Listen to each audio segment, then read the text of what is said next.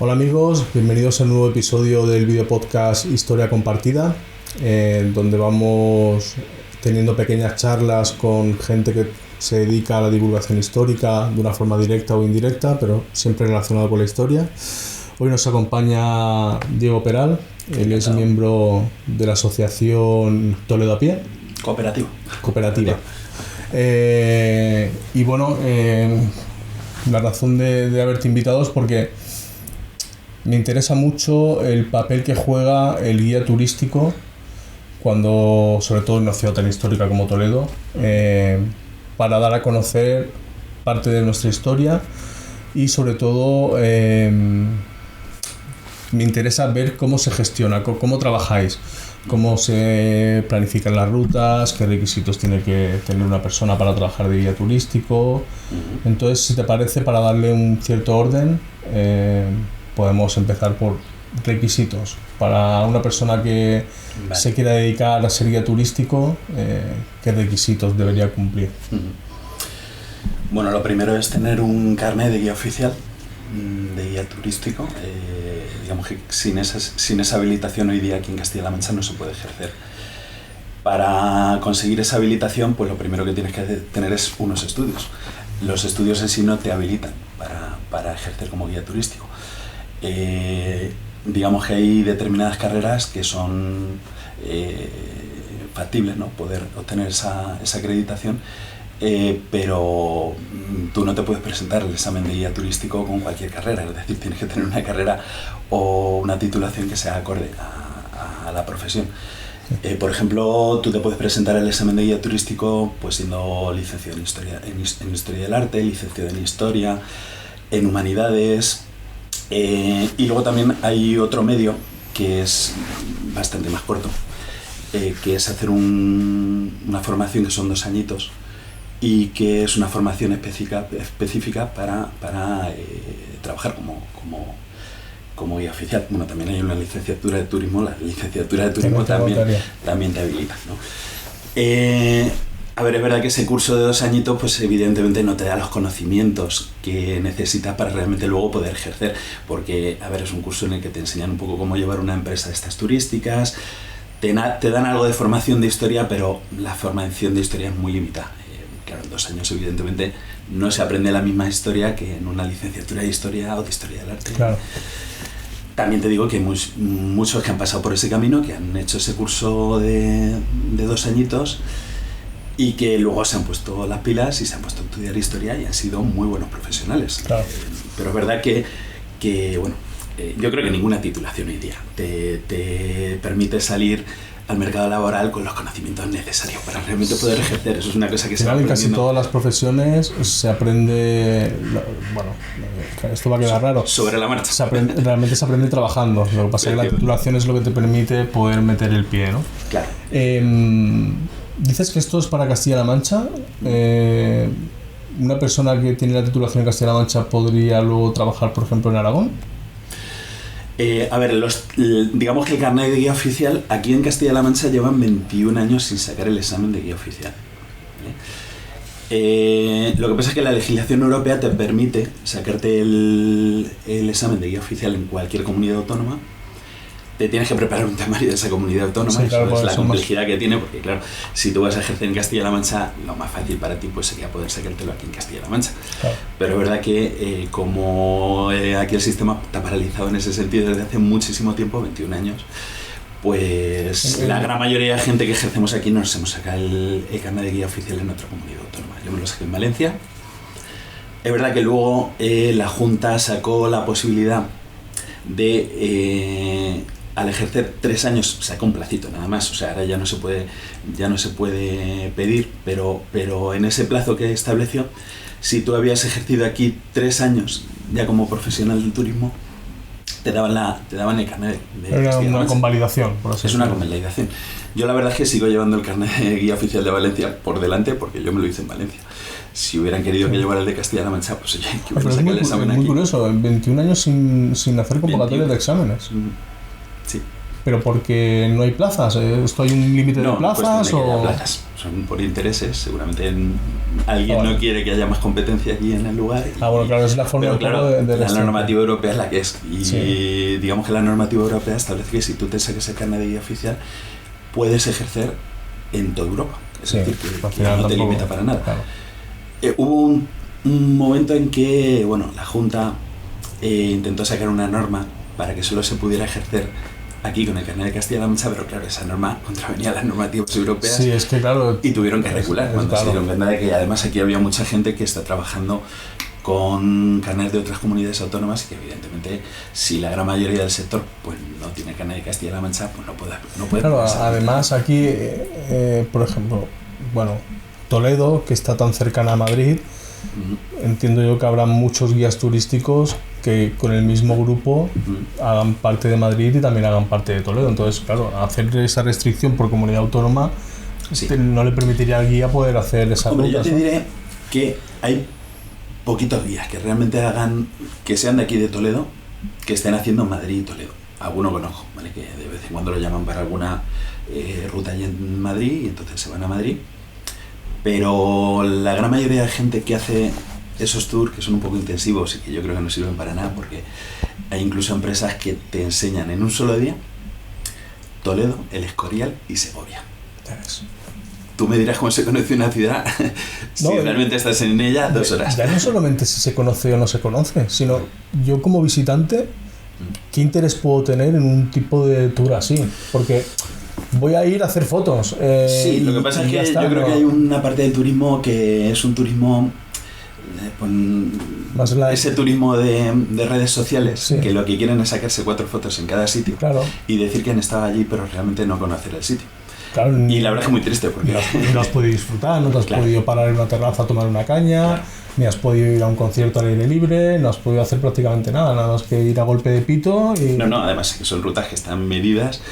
De hecho, esos operadores que trabajan en ese plan lo que hacen es entrar por la Ronda de Granada, subírselo por las escaleras mecánicas, se meten por la calle Comercio con grupos enormes que son los que un poco obstruyen colapsan lo que es esa vía de la ciudad, porque nosotros realmente por la calle Comercio no pasamos, porque sabemos lo que hay. Entonces, pero claro, estos operadores que vienen de fuera y que no conocen muy bien lo que es la ciudad, pues algunos sí trabajan así, ¿vale? Y pues digamos que hacen ese recorrido mínimo que va desde la plaza de Zocodover a la catedral y desde la catedral a la Judería y salen por el puente de San Martín, allí los recoge otra vez el autobús y salen pitando. Y entonces realmente han estado aquí 2 horas, no han dejado un duro en la ciudad, porque realmente es una empresa que viene de Madrid y que es la que se lleva un poco dejan, ahora pues el ayuntamiento ha establecido unas tasas por llegar a la Ronda de Granada con el autobús, y por parar allí en la Ronda de Granada pues tienen que pagar unas tasas estos autobuses.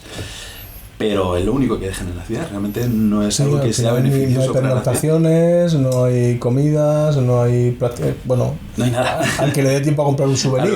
A lo mejor alguien que se compra un imán. Sí, un imán para llevárselo al cuñado y ya poco está, más. Nada más. Efectivamente. ¿Cómo sería la preparación de la ruta? Yo veo cuando llego a las ciudades que hay mucha oferta, pues una ruta nocturna, pues una ruta enfocada en una época determinada. Entonces, claro, ¿cómo se hace esa definición de decir, qué experiencia le queremos dar al visitante, qué le vamos a enseñar y cómo lo vamos a aglutinar y tal? Claro, es que Toledo, concretamente, hay muchas ciudades de mucho tipo y con mucho interés, ¿no? Pero Toledo concretamente me parece una ciudad muy complicada para hacer una ruta general que lo albergue todo. Tienes una ruta mínimo. Si aspiras a contarlo todo en 2 horas, que es lo que normalmente dura una ruta media, evidentemente tienes que dejar cosas fuera. Hay buenas. Nosotros tenemos una ruta que es un free tour, que es una ruta un poco de precio libre y es la ruta un poco la básica, ¿no? Un poco para conocer un poquito lo que es Toledo. De hecho, nosotros lo utilizamos un poco como ruta gancho, porque es una ruta en la que el cliente no paga nada anticipadamente y en función de la calidad que tú le des, en función del disfrute que él consigue de la ruta, pues te va a pagar un precio u otro, ¿vale? La verdad es que nosotros no nos quejamos para nada porque sacamos muy buena media con esa ruta, porque creo que hacemos una ruta de calidad, porque nos la tomamos como si fuera una ruta más. No es una ruta que por ser de precio libre vaya a tener menos calidad que una ruta de pago establecido. Y de hecho hay muchas veces que incluso nos dan más clientes individuales, ¿no? Evidentemente no todos, la media nos sale a lo mejor pues unos 10 euros por cliente, pero hay muchas veces, claro, para que te salga una media de 10 euros por cliente, algunos dan 15 y otros dan 8 o dan 5. Nosotros las rutas de pago las tenemos en 12 y 13 euros, es decir, que realmente muchos clientes nos dan más en el free tour, porque, oye, le has dejado que él elija y le has dado un producto de calidad.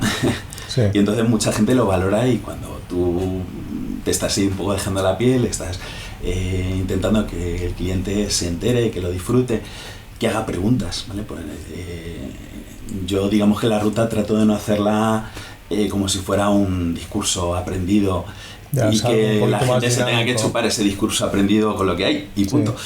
No, yo trato de establecer un diálogo con los clientes, con la gente que viene a hacer las rutas, y intento que me hagan preguntas, porque además ellos se divierten más y yo me divierto más. Sí, es una experiencia muy diferente. Claro. Sí. Y yo creo que cuando el cliente ve que tú le estás intentando solucionar todas las preguntas que le surgen, y demás, evidentemente algunas veces tiene más recursos, otras veces menos. Yo siempre lo digo, que no somos enciclopedias y que hay cosas que no las sabemos, pero que si en un momento dado me preguntan algo que no sé, que yo voy a admitir ese desconocimiento, porque todos siempre está la típica pregunta de puñetera, porque va a un detalle muy concreto claro. También te digo que muchas de esas preguntas te abren hilos nuevos de investigación que al final son muy, muy fructíferos. Sí. Y que de repente un cliente te pregunta por una cosa que no habías caído en eso, no habías reparado, no lo habías procesado, y a lo mejor en ese momento no le puedes dar una respuesta. Yo siempre, si no tengo la respuesta yo, trato de tirar un poquito de Google e intentar encontrar alguna respuesta que me parezca verosímil, que evidentemente no le suelto lo primero que me sale en Google, porque en las redes hay mucha tontería. Es horrible. Pero bueno, siempre con el móvil en mano y diciendo, mira, he encontrado aquí esto, a lo mejor por ahí van los tiros. Sí. Y luego en lo que es, digamos, la confección de la ruta, el proceso, ¿qué lo define? ¿La propia ciudad, la propia geografía? ¿O tratáis de darle un orden cronológico para que el visitante pueda ir asumiendo los diferentes periodos? Claro, mira, una ruta cronológica es muy difícil, porque es lo que tú dices. Iría saltando de punto a punto. No tiene mucho sentido. En una ruta hay que hacer un camino, y el camino cansa, y más en una ciudad como Toledo, que tiene cuestas. Entonces, evidentemente, si tú quieres visitar primero los enclaves romanos, te vas a recorrer la ciudad, y luego a lo mejor vas a pasar al mundo visigodo, y entonces vas a tener que pasar por el mismo sitio. Entonces no tiene mucho sentido intentar hacer una ruta cronológica. Lo normal es que la ciudad te dé un poquito y que tú haces el recorrido y veas lo que puedes ir contando en cada uno de los sitios. Hombre, evidentemente la temática también te marca mucho ese camino. Evidentemente, si vas a hacer una ruta de romanos, que las hemos hecho, pues tienes que pasar por los enclaves romanos, y eso ya te da el camino. Claro, a mí esas me parecen muy interesantes. Yo he hecho varios free tours así genéricos en alguna ciudad, sobre todo ciudades de Europa, y está muy bien como para tener una primera toma de contacto con la ciudad, pero luego intento contratar otro tipo de rutas ya más específicas en función de mis intereses, de lo que me haya llevado a mí a esa ciudad, ¿no? Entonces, claro, entiendo lo que me dices, que si lo haces dentro de un orden cronológico le puedes dar 40 vueltas a Toledo en una mañana. Tiene más sentido poderlo ir haciendo conforme vas avanzando lo que viene siendo la ruta. ¿Se despista la gente? ¿Realmente es fructífero para ellos? ¿Despistarse en qué sentido? ¿En que se quedan rezagados? Pasar de un periodo a otro y luego volver atrás y luego volvemos para adelante. Nosotros, por ejemplo, en el Free Tour lo que hacemos es hacemos un pequeño pequeño resumen de unos 10 minutos largos de toda la historia de la ciudad. En la primera parada hacemos ese primer resumen y ese resumen te sirve como marco para el resto de cosas que le vas a contar. Claro. Entonces, una vez que les has hecho ese resumen de todas las culturas que han pasado por Toledo y de todos los estratos históricos que tiene la ciudad, pues ya ahí empiezas a hablarles de las cosas que vas visitando. ¿Vale? Y claro, ese ese resumen ya te va a servir para que ellos puedan enlazar que esto el que les estás contando, que es de la época romana, pues es del periodo ese en el que les has avanzado al inicio de la ruta en ese resumen. Entonces, más o menos lo saben enmarcar. A ver, luego tenemos rutas más temáticas. Tenemos una ruta que va por la zona norte, por la zona conventual y de cobertizos, que esa sobre todo aborda temáticas de la época imperial del siglo XVI, que es cuando Toledo es la capital del Imperio Español, y siglo XVII, que es el momento ya de decadencia de Toledo, cuando se han llevado la capital a Madrid y ya Toledo empieza a perder población y digamos que de ser una ciudad muy muy boyante, porque en el siglo XVI Toledo fue una ciudad muy muy boyante, Sí, sí. que digamos que aglutinaba el poder civil y el poder religioso. Y claro, el poder civil y el poder religioso son los mecenas del arte. Entonces, gracias a esa coincidencia de esos dos poderes aquí en la ciudad de Toledo, Toledo se convirtió en un hito de cultura, pero vamos, a primer nivel. O sea, mira, aquí en Toledo, por lo menos unos 22 escritores de fama internacional han vivido aquí en la ciudad de Toledo. O sea que, Sí, ayer descubrí dónde había vivido Galdós. Por casualidad, ¿no? Con un cigarro por la calle, vi una placa. Galdós tiene varias localizaciones. Ah, vale, pues vi una casa que había estado viviendo Galdós. Sí, era la calle de Santa Isabel, posiblemente. Ay, no lo sé. Es que no, yo de la ciudad, claro, yo vengo aquí por trabajo, pues cada X meses, vengo un par de días o 3. Como nombre de calle, solo conozco calle Comercio. El resto son calles en función del comercio o el bar que hay en esa calle. Pues fíjate los nombres de las calles, porque los nombres de las calles son muy descriptivos. Pues normalmente cuando una calle se llama la calle de la Sal es porque se vendía sal. Cuando una calle se llama la calle Ropería o la plaza Ropería, sí, era porque la calle Cuchillerías también había, ¿no? La calle Sillería, la calle Cordonerías, la calle Chapinerías, la calle Panaderías, la calle Tornerías, ¿vale?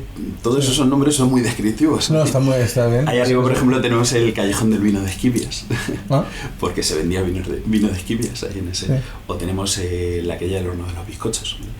Y yo creo que esos nombres se hayan mantenido le da mucho jugo a la ciudad. Pues yo por mí, por ejemplo, me pasé incluso en el pueblo donde vivo, de toda la vida. Yo de siempre, en lugar de memorizar el nombre de las calles, para mí siempre ha sido la calle del Estanco, la calle del Ayuntamiento, la calle donde está el centro de salud. Entonces siempre es, en lugar de memorizar la calle o saber el nombre de la calle, es qué hay en esa calle. Incluso en mis círculos más íntimos suele ser la calle donde vive fulanito o donde vive menganito. Pero no me cuesta lo de quedarme con las calles, no le presto atención. Voy por los sitios y no le presto atención. Para eso tienes una obra fundamental aquí en Toledo, que es la de Porrescleto, que es una historia de las calles de Toledo. ¿Ah, sí? Son 4 volúmenes en los que te aparecen todas las calles de Toledo por orden alfabético, y en cada entrada, como si fuera un diccionario, ¿vale?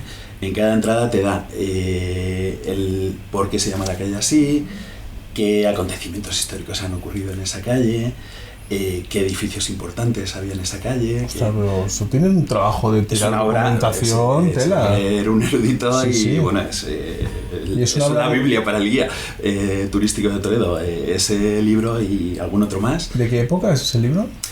Pues este hombre llegó hasta, no recuerdo 70 cuando murió, pero bien entrado, o sea, a finales del siglo XX. Sí, bueno, tiene su rollo. Luego, continuando con lo de las rutas, bueno, supongo que tú estas cosas están más pendiente que yo. Continuamente tenemos encima de la mesa los debates del modelo de turismo que queremos para España, cómo vienen los turistas, cómo se van, si dejan más dinero en el país o menos. Yo por ejemplo, yo vivo en Barcelona, bueno, en el área metropolitana de Barcelona, afortunadamente. Barcelona se ha convertido en una ciudad donde la vida de barrio en algunos de los barrios es bastante complicada. Sí. Es muy difícil.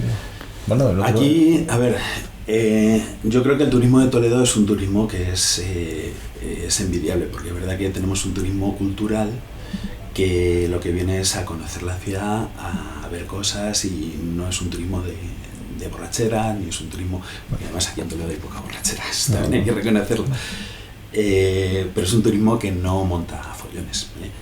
Es verdad, ya no tanto por el turista en sí. El turista, todos somos turistas en algún momento de nuestras vidas, y todos nos gusta llegar a la ciudad, poder conocerla y tener cosas para nosotros, para poder disfrutar de esa ciudad. Pero es verdad que el problema no es el turista en sí, el problema es que los que vivimos aquí también algunas veces hacemos negocios con el turista. Sí, desde luego.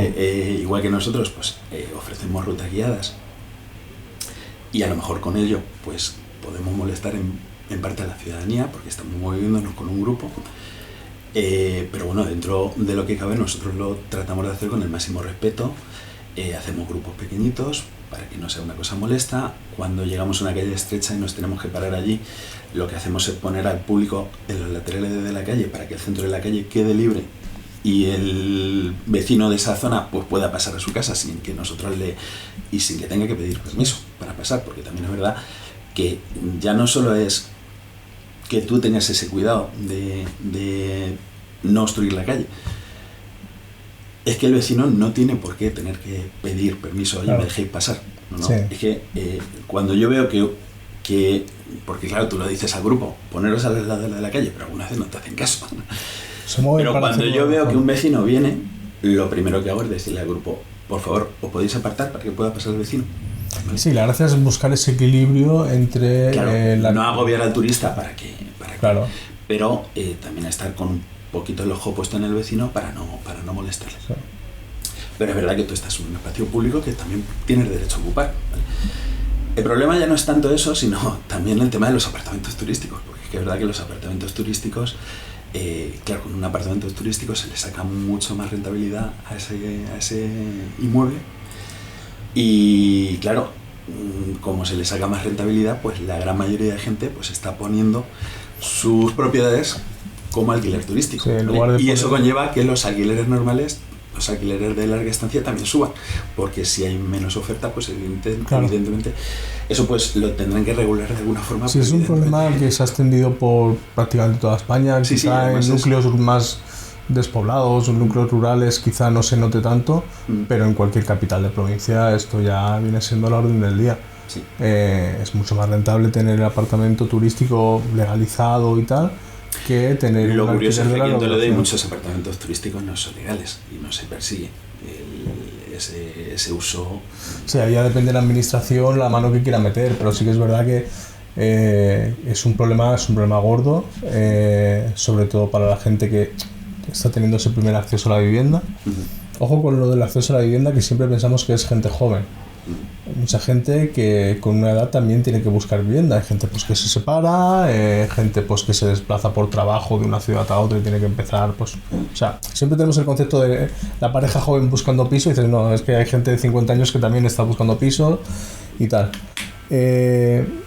Bueno, yo no sé, la verdad que a nivel de administración es una cosa que siempre está encima de la mesa, siempre se está hablando de la vivienda, del problema de los alquileres turísticos, pero no sé cuánto tiempo llevaremos con esto, pero llevamos años y no parece que nadie esté poniendo las manos en la mina. Entonces, claro, dices, bueno, pues es una cosa que, bueno, veremos a ver cómo se solventa. Sí.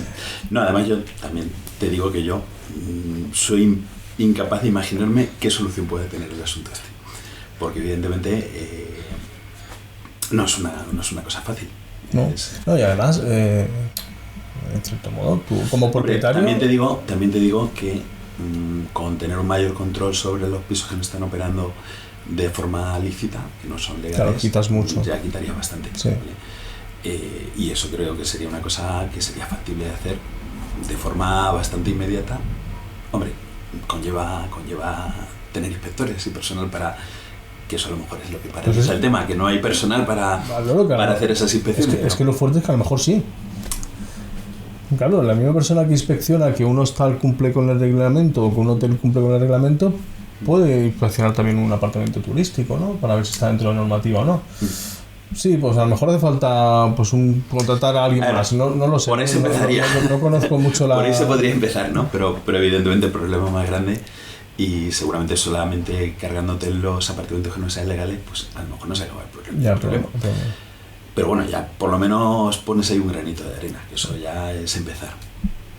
Y luego también es verdad que los comercios en los cascos históricos pues también se están volcando hacia un consumo de turista.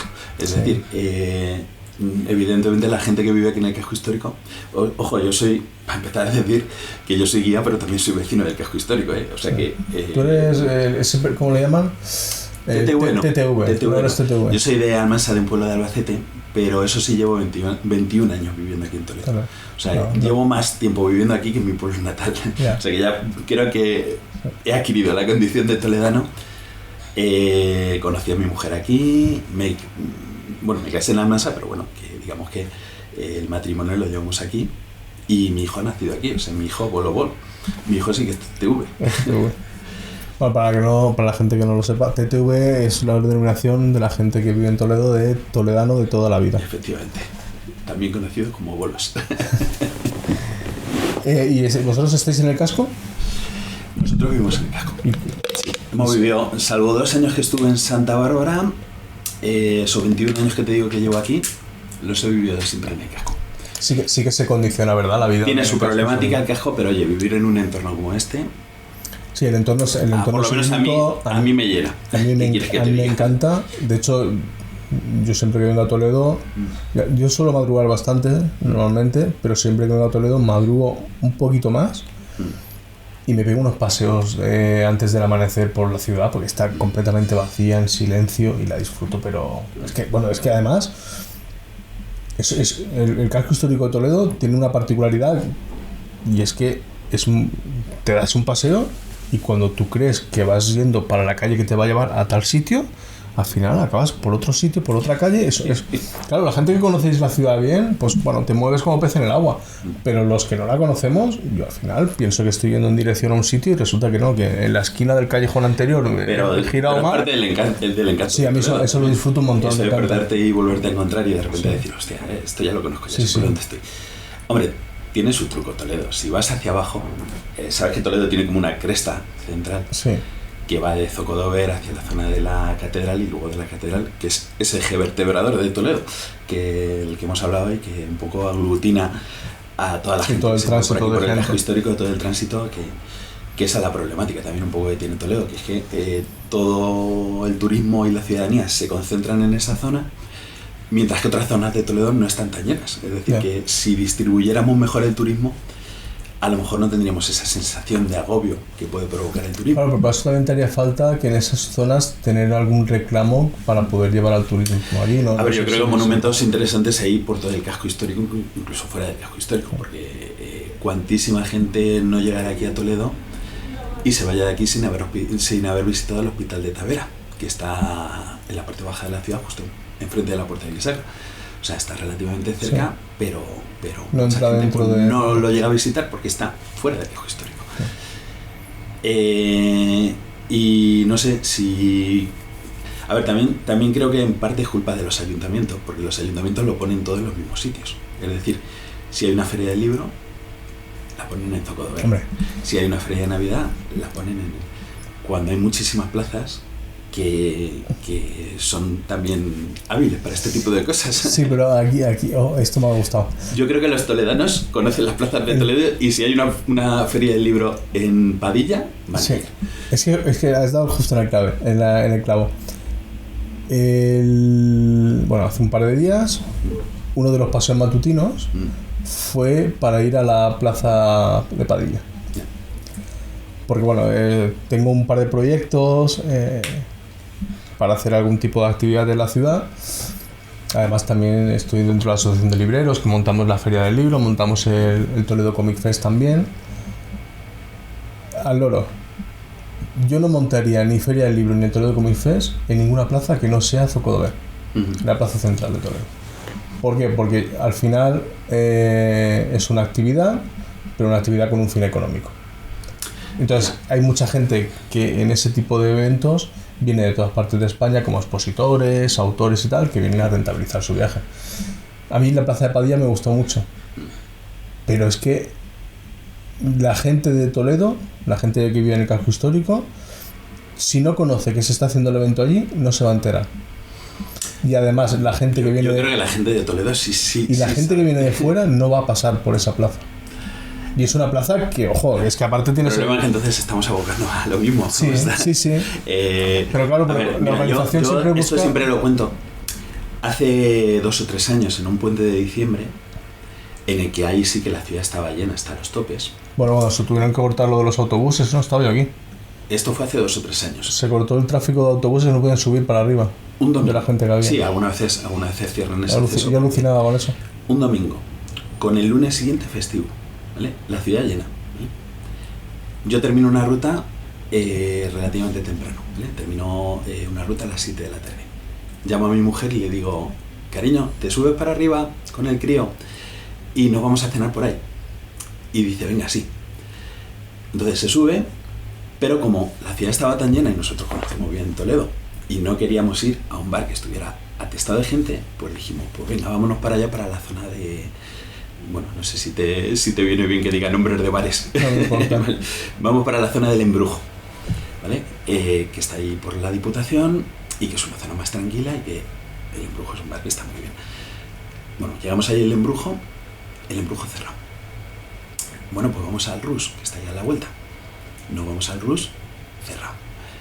Vamos al Museo del Producto de Castilla-La Pero Mancha. cerrado porque se había cerrado ese día, no porque estuviese el bar cerrado permanentemente. Porque es domingo, vale. y los domingos muchos Sí. comercios cierran. Sí. Pero a ver, otros comercios que están más centrados, están Al más turismo. en la zona, si al día siguiente es festivo, no cierran. A lo mejor se llevan el día de descanso a otro día de la semana Sí. y no cierran. Pero sin embargo, curiosamente, con la ciudad llena de gente, toda esa zona cerrada. ¿Por qué? Porque estaba todo... Por el turismo no pasa por ahí. Claro, esto era en diciembre, ya nos habían puesto la ola de Navidad, Sí. habían puesto, no sé si estaban ya encendidas las luces, pero de Navidad, estaba puesta la feria de Navidad y en la plaza del ayuntamiento y todo el mundo moviéndose por allí. Y luego una zona de la ciudad que también tiene comercios y también tiene restaurantes y demás, pues cerrada y sin conseguir ese beneficio que puede traer ese turismo extra que tiene un puente, porque no son zona de paso. Ya, pero Entonces dices, joder, aquí hay un dilema y es, claro, cuando tú haces, por ejemplo, la feria de Navidad. no sé, yo creo que tienes que repartir un poco más el beneficio, Sí, pero- a toda la ciudad, no solamente una zona de la ciudad. Sí, pero está el problema y no es poca cosa, ¿eh? Si tú montas la feria de Navidad, tú al final a los expositores, a la gente que tiene la caseta, le vas a cobrar un precio por la caseta. ¿Le sale a cuenta o no le sale a cuenta en función de las ventas que van a tener? Entonces, está muy guay lo de poder diversificar actividades por toda la ciudad, pero si vas a una zona donde va a costar años poder desarrollar, ¿no? que aquello se afiance, te vas a quedar sin expositores, no vas a poder hacer la Bueno, feria. se está haciendo Porque el segundo año no va a venir Se nadie. está haciendo una feria de Navidad en Recaredo y funciona, ¿eh? Porque yo paso por allí con el crío y hay gente... Entonces, ¿cuál es la zona de Recaredo? Recaredo está pegada a la muralla. Es esa zona que sube hacia la Puerta del Cambrón. Desde Sí. la Puerta de Bisagra hacia la Puerta del Cambrón, esa zona Sí. de parque que hay a la derecha, subiendo. Sí, los he visto, las casetas. Y allí... Bueno, de hecho, aquí la feria de Navidad es Con que una feria y hay funciona. casetas por toda la ciudad. Y es una zona fuera del casco histórico, o sea, está fuera de la muralla. Y joder, yo creo que los toledanos conocen bien la ciudad y si saben que va a haber una feria ahí, pues se acercan allí. Y es una El tema es cosa que no sé hasta qué punto, productiva y- no sé hasta qué punto este tipo de actividades es cruel, pero es que la puñetera realidad. Sí, no sé yo hasta lo qué- comprendo que cuesta un poco no sé. cambiar el paradigma. No, es que no sé hasta qué punto están pensadas para el toledano, en este caso, o para atraer el turismo. Ya. ¿Y tú crees que si el turista... pues nosotros les informamos muchas veces cuando hay alguna actividad interesante, pues les decimos, si vais a tal sitio vais a tener esta... Sí, vais a tener este fin de semana esto y lo otro. ¿Tú crees que el turista si tiene una cosa así un poco especial y se anuncia? Porque el problema es que claro, hay que Claro, anunciarlo también. sí. Y se anuncia y se ponen carteles y demás, los turistas no van a ir a verlo. Yo estaba en Segovia hace poco y coincidí que, bueno, eran unas fiestas y de repente nos enteramos que había una feria en el Extrarradio de Segovia y mi hijo dijo, ¿podemos ir a la feria? Claro, estábamos viendo todo el día cosas en el casco histórico de Segovia y vamos a dijimos, hacer algo pues ahora diferente. vamos a hacer algo que el crío también lo disfrute y además y nos fuimos a la feria y estaba llena de gente y estaba en el Extrarradio. Es un reto y es una cosa que... El problema es que hay que cambiar el paradigma y decir, vale, la ciudad es más amplia y tenemos que rentabilizar toda la ciudad, no solamente una zona de la ciudad.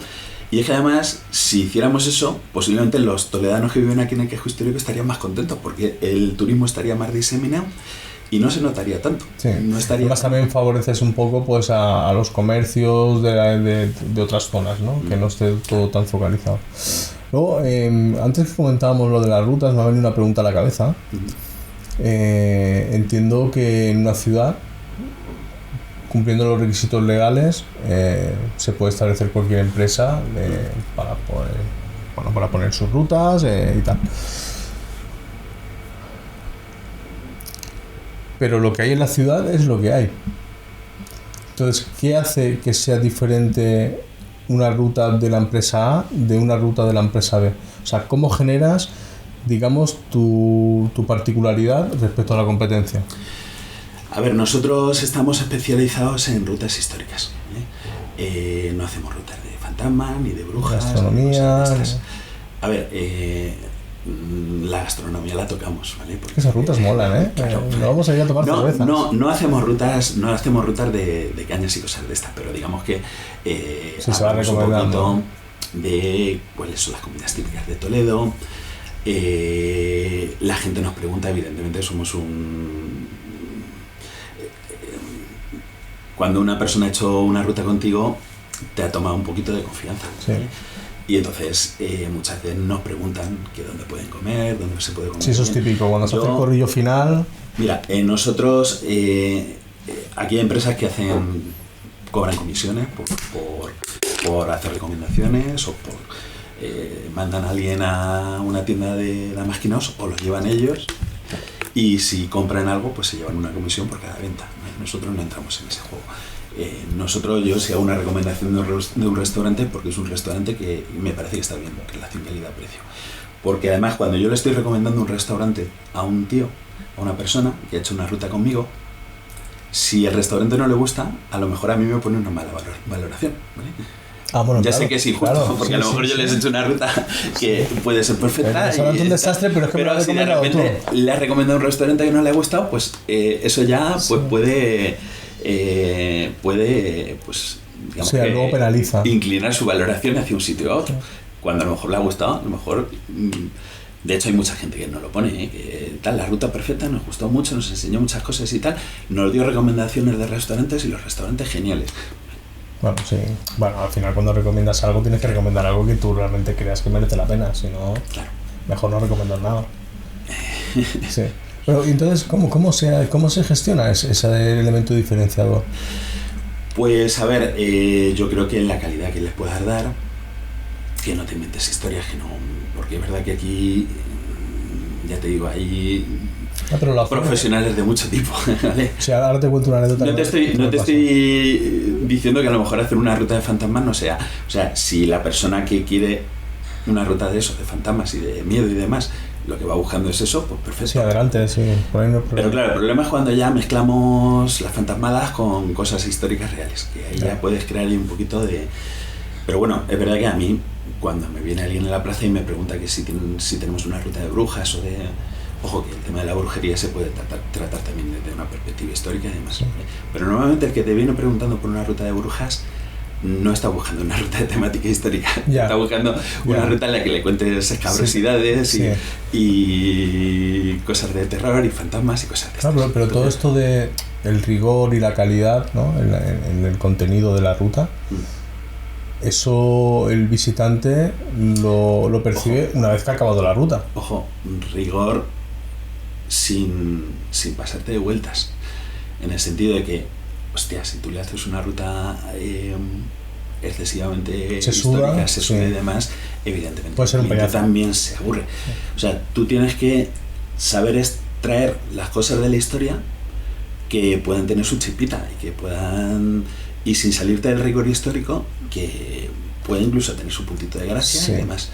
Que siga siendo, pues... Y yo creo que esa es la forma de engancharlos, de que, Sí. de que realmente se den cuenta que les has contado una ruta, les has hablado de un montón de temas históricos, pero que lo has hecho con gracia y que Sí, que ha sido el algo tío se le ha pasado volando. divertido. Se le ha pasado volando y eso no lo ponen mucho en los comentarios. Bueno, yo recuerdo, mira, te voy a contar 2 anécdotas, y aparte son recientes, con guías turísticos. No, creo que no merece la pena decir ni las ciudades, eran ciudades españolas. Una de las rutas estuvimos 2 horas dando vueltas, y la mujer que nos hizo la ruta, prácticamente el 80% del tiempo, nos hablaba de dónde podemos ir a comprar no sé qué, de dónde podemos ir a tomar luego unas cañas, de luego a este sitio lo han abierto hace poco y tal. Era como una vecina de la ciudad, enseñándome la ciudad. Aquí tienes la estación de tren, aquí no sé qué, y dices, ostras, no me resulta interesante. No quiero decir, o sea... ¿Qué me aporta? Sí, claro, pero yo no contraté tampoco otra cosa, ¿vale? Era un free tour, entonces, bueno, vamos a hacer un free tour para dar una vuelta por la ciudad. Y entonces todo lo que ofrecía esa guía turística, pues al final era conocer la ciudad de lo que yo ya voy viendo, ¿no? Yeah. Y luego pues algunas recomendaciones, pues lo típico de, pues, si queréis aquí hacen un menú muy rico, no sé qué. La verdad que me defraudó bastante y era como de, ostras, ¿cómo puedo yo saber antes de hacer esa contratación o de ir a esa ruta si realmente el contenido de la ruta va a ser interesante para mí o no? Bueno, yo creo que es interesante que examinar las valoraciones que le ponen a hacer una ese empresa. ejercicio de ir a ver Sí. los comentarios. Yo cuando contrato cualquier cosa, más a nivel de... Siempre leo un poquito las reseñas que le ponen en la gente y ahí ya vas viendo un poquito dónde puede cojear el asunto, dónde puede tener sus virtudes, ¿no? Y evidentemente contratas el producto que crees que más te va a ir, porque es verdad que yo a lo mejor visito la ciudad de una forma diferente a lo que la visita un turista. Sí, cada uno le apetece. Evidentemente, yo como profesional de esto, interesado en la historia del arte y demás, pues a lo mejor voy con otra perspectiva, ¿no? De visitar una ciudad sin agobio, porque es verdad que, como te contaba antes de empezar esto, pues yo ya con mujer y con hijo pues nos movemos por las ciudades de otra forma. Yo antes iba más a machete, a conocer a todo e intentar sacarle, pero ahora ya me lo tomo con más calma, porque evidentemente con un crío con 10 años pues evidentemente no te puedes mover igual. Y al final también aprendes a disfrutar esa forma de hacer turismo más relajado, en el que algunas veces lo disfrutas un poquito más, ¿eh? Porque es verdad que cuando vas muy a cuchillo vas ahí con el agobio de venga que tengo que llegar. Claro, yo siempre digo lo mismo. Yo, por ejemplo, normalmente cuando hago turismo estoy cogiendo mis días de vacaciones. A veces también coincide con algún viaje de trabajo, pero normalmente son vacaciones que destino pues a hacer turismo. Ojo con la gente, que nadie se le olvide que sigues estando de vacaciones, que luego vuelve septiembre, tienes que ir a trabajar y dices, cansado, ¿no? Si vengo petado, ¿sabes? O sea, sí. Y luego la segunda anécdota que quería decir relacionada con los guías turísticos, esto también es una ciudad española donde, bueno, llegamos a una iglesia, nos explica el año de construcción de la iglesia y tal, y luego como anécdota nos dice que en esa iglesia se casó el Cid. Ostras, pero es que el año de construcción de la iglesia que nos acaban de decir era 200 años posterior a la muerte del Cid. Ya. Y era como de, claro, ¿cómo me fío yo de que realmente la persona que se me va a hacer la ruta es una persona preparada? Ya. Pues yo no puedo llegar a la plaza y decirte, a ver, sácame el carnet como que estás acreditado como guía turístico y que estás formado y tal. Bueno, el carnet es obligatorio llevarlo colgado, ¿eh?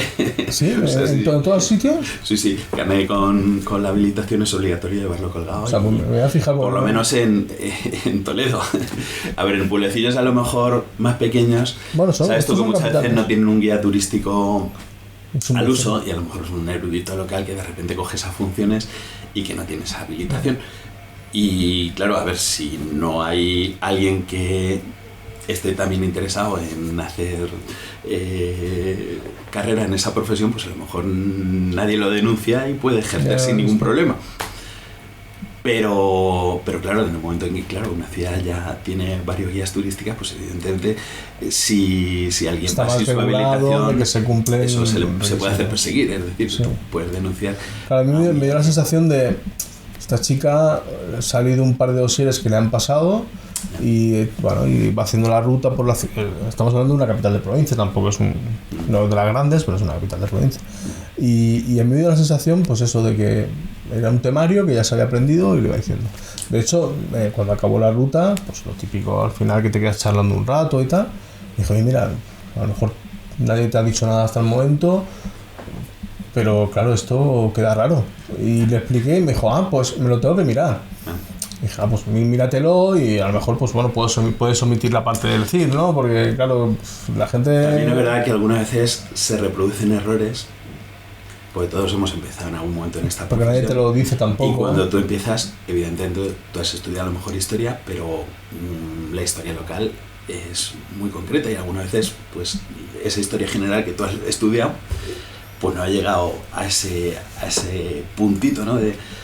Y de repente, claro, tú empiezas en una empresa, esa empresa te enseña sus rutas, pues lo normal es empezar tú llevas unos conocimientos previos, evidentemente, pero bueno, te enseñan su recorrido y te enseñan lo que ellos cuentan en esa ruta y a lo mejor en ese discurso pues tienes un montón de errores, ¿vale? Yeah. Y conforme vas ejerciendo los vas puliendo, ¿vale?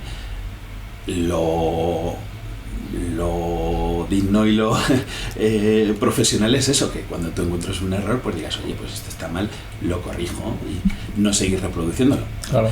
Pero también te diré que hay mucha gente que tiene una serie de historias que sabe que funcionan muy bien y que a lo mejor ya han llegado al conocimiento de que son mentira, pero las siguen diciendo. Porque les funciona. Porque les funciona. Mira, por ejemplo, una de las cosas que más se ha repetido aquí en Toledo es el tema de la ventana más pequeña del mundo.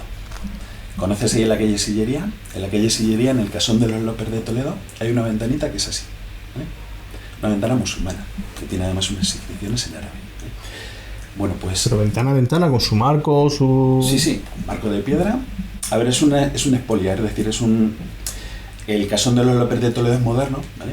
Pero digamos que tiene un montón de elementos arquitectónicos de épocas pasadas. Sí. Tiene algunas piedras visigodas, tiene esa ventanilla. Y los guías de Toledo llevan diciendo desde que yo empecé en esta profesión que esa es la ventana más pequeña del mundo y que está registrada como tal por el libro Guinness de los récords, ¿vale? Búscala en el libro Guinness de los récords para ver si la encuentras. Nosotros hicimos el ejercicio de decir, oye, a ver si esto es verdad. Buscamos en el libro Guinness de los récords y ahí no está. Y joder, no hace falta inventarse una historia para que las ventanas ya, pero a la gente le llama la atención. Yo le saco punta a eso. Es decir, les cuento que la gran mayoría de guías de Toledo van diciendo que esa es la ventana más pequeña del mundo y que está registrado por el libro Guinness de los récords, que la hemos buscado y que allí no está. Y que si buscan en Google ventana más pequeña del mundo, le van a salir un montón de ventanas más pequeñas del mundo repartidos por un montón de sitios. Todo el mundo la reivindica. Y les pongo como puntilla, les digo, siempre hay alguno que la tiene más pequeña que tú. Coño, has hecho gracia sin decir una chorrada, sí. Sin decir una mentira y coño, es una cosa que funciona muy bien y no tienes que ir a... O sea, si tú realmente ves que una historia funciona, pero que no es verdad, coño, modifícala para que sea, para ajustarte a la realidad, pero siguiéndole, puedes, sacándole todo. No tienes por qué sacarla, pero claro, la puedes integrar de otra manera. La ventana de por sí es interesante, porque es verdad que es una ventana muy pequeñita, pero joder, ¿para qué nos inventamos cosas? No, hay un perfil de visitante que me he encontrado alguna vez haciendo alguna ruta, que no sé si es muy común o no. Yo me he encontrado ya varios, que es el que le discute al guía. El que cuando se explica un hecho histórico lo discute, pero a mí es que la parte... Bueno, a lo mejor le discute con razón, ¿eh? No, pero la parte que me asombra es que no le discute de un punto de vista académico, es decir, no, esto este año no fue así, ¿no? O esto es del siglo anterior o del siglo posterior, sino de un punto de vista interpretativo. De lo que interpreto yo de ese episodio histórico o de ese momento, y entonces ahora vengo aquí a discutir contigo. Y claro, y el resto, las 20 personas que van allí en el grupo, pues esperando a que el hombre, pues... Sí. Ese es el... No sé si es muy común o no, pero me he encontrado alguna vez... Es un problema que tenemos en esta profesión, y es que, por mucho que tú tengas tu ideología, tienes que mantenerte siempre en una zona muy neutra, ¿vale? Aunque tú a lo mejor vayas por otro lado, ¿vale? Sí. Pero tienes que mantenerte en una zona muy neutra porque tú no sabes el público que llevas. No, y aparte yo como visitante, como público, yo solo agradezco. Yo no quiero saber lo que piensas tú de un episodio histórico o de otro. Yo lo que quiero es que me cuentes el episodio histórico. Claro, y que además si te pasa, mira, por ejemplo, con el tema de la guerra civil, o sea, si te pasas un poquito, mínimamente, hacia un lado, claro, te llaman al orden, ya tienes al... Perdona. Al rojo o al facha que te está llamando la atención. O sea, es que es hacia un lado o hacia el otro. Y a lo mejor... Y claro, tú tienes que decir, mira, yo te tengo que contar esto desde un ámbito neutral en el que yo no... Yo tengo mi pensamiento, pero evidentemente... Esto es así y no forma parte de la ruta. Claro. A ver, la historia siempre es sesgada. No nos confundamos. A ver, hay un intento de objetividad, ¿vale? Pero la historia siempre va a tener cierto sesgo, ¿eh? Porque ya sea por los temas que tratas, o por las propias fuentes que ya vienen contaminadas, o por las propias fuentes, o por... Sí, pero digo, en lo que a ti te atañe, ¿vale? Bueno, sí. Ya solamente elegir un tema u otro, ya eso está sesgando el discurso. Y es imposible no tener un discurso algo sesgado en alguna dirección. Pero bueno, dentro de lo que cabe, pues siempre tienes que intentar tender hacia esa neutralidad y esa objetividad. Es un tema complicado. O sea, ahora que has dicho de la guerra civil, recuerdo Belchite Viejo, Belchite. Sí. Belchite solo se puede visitar con guía. Ya hace años que lo dejaron completamente cerrado. Porque bueno, hay peligro real de que haya desprendimientos y tal, y luego pues también había algo de pillaje. Bueno, total, que para entrar dentro tienes que entrar con guía. Y hicimos la ruta con una guía que la verdad que se le ocurre un montón, porque lo que tú decías, es una forma un poco dinámica, con chascarrillos que pues al final son divertidos, dejándonos tiempo para asimilar las cosas, para hacer las fotos. Fue una visita súper agradable. Pues llegó un momento que claro, yo vi que cambiaba completamente su forma de expresarse, se pone un poquito como más seria, y llegó como, en cierto modo, a disculpar lo que se iba a contar, que es cuando tiran las 2 bombas de 500 toneladas la República, ¿no? Y aquí mi amigo me dejó loco, es como, ostras. Y entonces, cuando acabó la ruta, estuve hablando un rato con ella, y me dijo, claro, dice, es que hay que tener cuidado, porque la gente ve una ciudad completamente destruida por la guerra civil y directamente, mentalmente, si no conocen la historia, piensan, Franco destruyó esta ciudad. Entonces cuando tú le dices, no, los que la acaban de reventar es el ejército de la República, se crea como un chispazo de no, eso no puede ser así. Y entonces, claro, ya como está muy bregada, te lo introduce de una manera de decir, a ver, esto es lo que es y tal y cual, y aquí todos pensamos cada uno lo que quiera, pero esto fue así. Porque me decía, estoy cansado de discutir con gente que me dice que no, que es imposible, ¿sabes? No, a ver, en una guerra, evidentemente, todos los bandos hacen, sí, claro, barrabasadas. Sí. Porque cuando estás inmerso en esa violencia, pues evidentemente se responde con más violencia. Además es un tema en España que ha pasado mucho tiempo, pero sigue siendo un tema muy delicado. Hablar de la guerra civil y depende cómo quieras tratarlo. ¿Cuántas catedrales góticas no serían destruidas por los aliados? Claro. O sea que, digamos que, claro, evidentemente en un conflicto bélico, pues la cultura no es lo que más se tiene en mente. No. Pero bueno, sí, es complicado. Sí, eso es.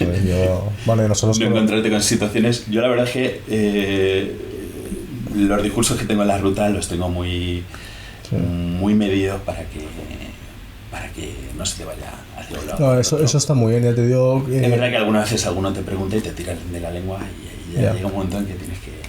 Yo ya te digo, yo como estando al otro lado, yo soy el que hace la ruta, el visitante, yo lo agradezco muchísimo, el hecho de que el guía turístico no me esté haciendo una interpretación personal de las cosas, sino simplemente me las esté contando. Yo soy una persona adulta, ya llegaré yo a mis conclusiones, y si me falta conocimiento para llegar a conclusiones sólidas, ya me encargaré yo de investigar y de tirar de hilos y tal. O sea, al final...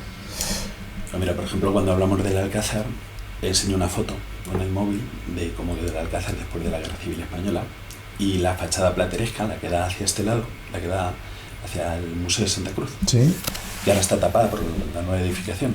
Antes se veía, más o menos, pero ahora con la edificación esa que hicieron para el Museo del Ejército, pues digamos que ha quedado tapada por completo, no se ve. Tienes que entrar al Museo del Ejército para ver esa fachada. Esa fachada, cuando terminó la Guerra Civil, estaba hundida al completo, porque los republicanos abrieron una mina por debajo de la fachada, pues sí, ya los últimos intentos. Cuando estallaron, pues cayó por completo la fachada. Yo en ningún momento oculto que son los republicanos lo que... es que claro, efectivamente es así, y evidentemente los hechos históricos son los hechos históricos, y eso es lo que hay.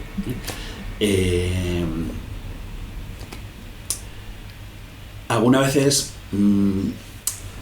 no gusta. Mejoró un poco cuando hablo de los dos bandos, hablar del bando nacional, porque esa es la denominación que sí, bueno, es como la...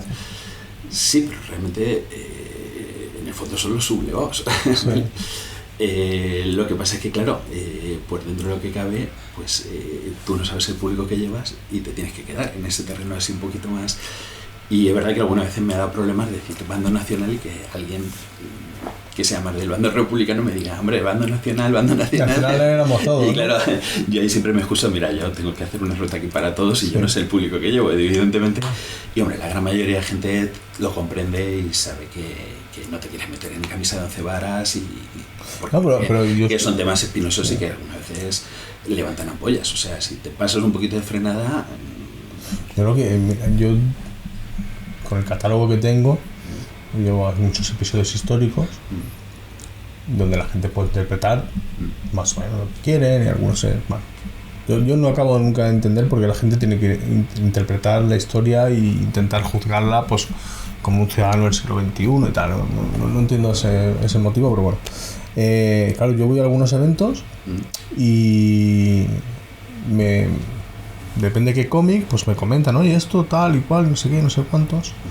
Esto es que esto no fue así. Más que discutirme si el hecho que cuenta el cómic es cierto, está bien trabajado, está documentado o no, lo que me discuten es si ese personaje hizo bien o no hizo bien en hacer tal acción o tal otra. Y dices, ya ves tú, ¿sabes? Y ahora nosotros, después de 500 años, que vamos a... Claro, muchas veces es que además los hechos históricos se juzgan desde la perspectiva actual. Claro. Y eso también es incorrecto. Es decir, pues si todo lo filtramos por la moralidad que tenemos en la actualidad, posiblemente nada te pasa del filtro. Pero que además tampoco tiene mucho sentido, porque el hecho de que... A ver, en plan historia ficción, oye, ¿qué hubiese pasado si Isabel la Católica hubiese tomado esta otra decisión y tal? Y entre dos colegas, mientras nos tomamos unas cañas, pues fantaseamos con esas posibilidades, pues eso está divertido, ¿no? Sí, sí. Pero ir a un evento allí a discutirle a un tío que además está trabajando sobre si la conquista de Cortés fue apropiada, no se fue apropiada, se le fue la mano, no se le fue la mano, y dices, ostras. Claro, para ellos a lo mejor esa discusión, pues eso es algo que...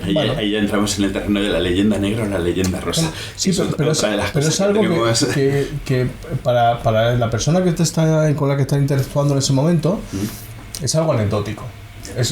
Pero para mí, que yo hago ferias, pues prácticamente 30 ferias al año, no, quizá menos, un poquito menos, me pasa muy a menudo. Entonces llega un momento y dices, ostras, ya ha venido el de Cortés.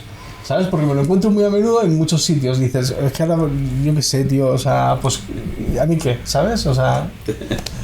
No, pero es lo que te digo, que es que juzgar los hechos históricos desde la perspectiva actual es un poco también tergiversar la historia. Sí. Evidentemente, los parámetros morales, éticos, culturales y morales y sociales que se vivían en aquellas épocas no son los mismos que tenemos en la actualidad. Entonces, claro, muchas veces juzgar cosas del pasado por los matices que tenemos en la actualidad, sí, es incorrecto. No tiene mucho sentido. Y ya te digo, por ejemplo, qué sé yo, de repente de no estar pues a un rey en concreto y todo lo que haya construido ese rey, pues que sea algo malvado, porque desde la perspectiva actual, pues evidentemente no podemos. Todos los personajes tienen sus sombras y sus luces, claro. y algunos personajes históricos que fueron realmente crueles, luego hicieron cosas buenas y construyeron cosas que son obras de arte que las tenemos que valorar sin pasar por la criba de la actualidad, ya te digo, qué sé yo. Carlos V, por ejemplo, puede ser un personaje que tiene sus luces buenas, sus cosas malas, pero construyó, por ejemplo, el Alcázar, por ejemplo, o el palacio del emperador allí en la Alhambra. No, pero todo eso no vale porque tuvo encerrada su madre. No vale porque era un personaje que puede ser nefasto para algunos, es nefasto para la historia. Pero claro, de no estar su obra por pasar por ese matiz actual al personaje, pues evidentemente no es de factura. No, y además que no es necesario al final. Dices, bueno, ¿y qué te pones a mirar la historia para juzgarla, para ver si a ti te parece bien o no te parece bien? Es que no tiene ningún sentido. Lo realmente interesante es conocerla y a raíz de ese conocimiento entender un poco la actualidad y el de dónde venimos y quiénes somos y tal. Pero claro, el estar siempre juzgando no sé, yo no le veo ni para bien ni para mal, porque a veces también cogemos a personajes y los juzgamos de una forma hiper positiva, como un ejemplo y tal, y dices, no, o sea, no me vale, ¿sabes? O sea, mis ejemplos son otros. No tengo que ir se ve mucho en política. Hubo una época cuando el boom después del 15M, el auge de Podemos, el auge de Ciudadanos y tal, y hubo una época que me fijaba mucho cuando hablaban en televisión, en los debates y tal, que cuando ellos hacían una afirmación siempre decían, como decía fulano.